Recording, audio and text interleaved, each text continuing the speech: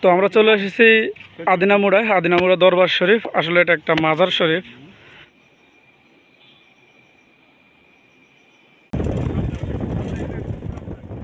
বিশ্ববিদ্যালয় বন্ধ, প্রায় সবাই বাড়িতে চলে গিয়েছে।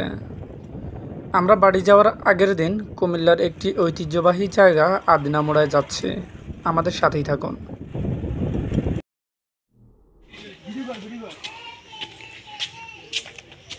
আমরা এখন যাচ্ছি আদিনামুড়ায়, কুমিল্লার বিখ্যাত একটি জায়গা। এর নিশ্চয়ই ইতিহাস ঐতিহ্য আছে, তো আপনাদের সাথে আজকে এটাই শেয়ার করব। সাথে আছে আমার বন্ধু, আমার গুরু আল নোমান, আর সাথে আছে আবদুল্লাহ। আদিনামুড়া দুর্গম পাহাড়ের উপর অবস্থিত। যখন হজরত শাহজালাল ও শাহপরান রহমতুল্লাহ আলাই সিলেটে ইসলাম প্রচার করতে এসেছিলেন, তার সঙ্গে ৩৬০ আউলিয়াও এসেছিলেন। তাদের দুইজনই এই কুমিল্লায় ইসলাম প্রচার করার জন্য এসেছিলেন। আশেপাশের প্রকৃতি খুবই সুন্দর এবং মনোমুগ্ধকর। তো আমরা চলে এসেছি আদিনামুড়ায়। আদিনামুড়া দরবার শরীফ, আসলে এটা একটা মাজার শরীফ।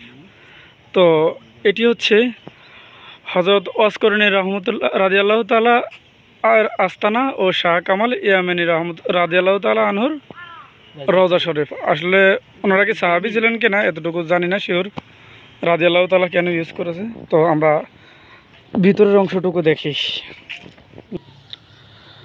তো এখানে ওনারা মূলত এখানে দুইজন আউলিয়ার মাজার। তো ওনারা হচ্ছে হযরত শাহজালাল রহমতুল্লাহ আলাইহির সাথে যে ৩৬০ জন শপথ সঙ্গী এসেছিলেন, তাদেরই দুইজন। এটি নিঃসন্দেহে একটি কবর। এই কবরগুলো দেখে মনে হচ্ছে এটা অনেক বছর আগের। গুরু আনুমানিক কত বছর হতে পারে এই কবরগুলো দেখতো? এই যে এই একটা কবর কত বছর আগের, এটা হচ্ছে 1970 সালের একটি কবর, 1970। আর এটা তারও একটু আপডেট, এটা হচ্ছে 1944 সালের। না, এটা তার চেয়ে আরও অনেক আগের। এটা নিশ্চয়ই কোনো সম্ভ্রান্ত পরিবারের কোনো মানুষের কবর। আর এগুলো হচ্ছে 2020 বা আমাদের 21 শতাব্দীর কবরগুলা। এটা কত? এটা 1997। এগুলা এটা এই যে 1974 সালের যুদ্ধের কিছু পরবর্তী সময়ের কবরগুলা এদিকে রাখা হয়েছে। আসলে ওইখানে ভুল দেওয়া হয়েছে, এটা হচ্ছে রহমতুল্লাহ আলাই, ওইখানে রাদিয়াল্লাহু তাআলা দিয়েছে, যেটা সাহাবীদের ইঙ্গিত করে, কিন্তু আসলে এটা হবে না, এটা হচ্ছে শুদ্ধ। আমার বন্ধু নুমান ও আবদুল্লাহ কবর জিয়ারত করতেছে, ভিডিও শেষে আমিও করব।